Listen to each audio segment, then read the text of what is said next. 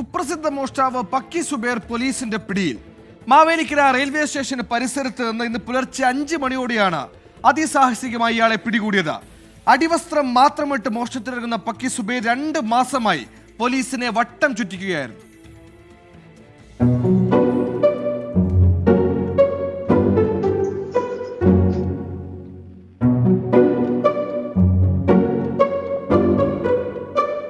കഴിഞ്ഞ മെയിലാണ് പക്കി സുബൈർ ജയിലിൽ നിന്നിറങ്ങിയത്.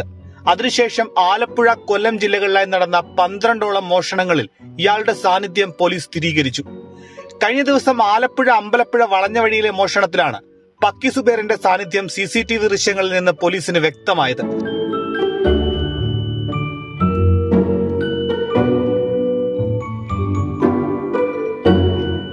രഹസ്യവിവരത്തിന്റെ അടിസ്ഥാനത്തിലാണ് റെയിൽവേ സ്റ്റേഷൻ പരിസരത്ത് പോലീസ് തെരച്ചിൽ നടത്തിയത്.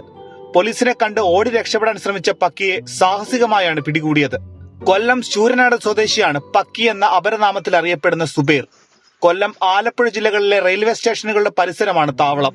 കാരണം ട്രെയിനിലാണ് വിവിധ സ്ഥലങ്ങളിലേക്ക് മോഷണത്തിനായി പോകുന്നത്. അടിവസ്ത്രം മാത്രം ധരിച്ച് പുലർകാലങ്ങളിലാണ് മോഷണം. ഒറ്റത്തവണ ഒരുപാട് വീടുകളിൽ കയറും. മോഷണം അവസാനിപ്പിച്ചാൽ വിസ്തരിച്ച് കുളി നിർബന്ധം.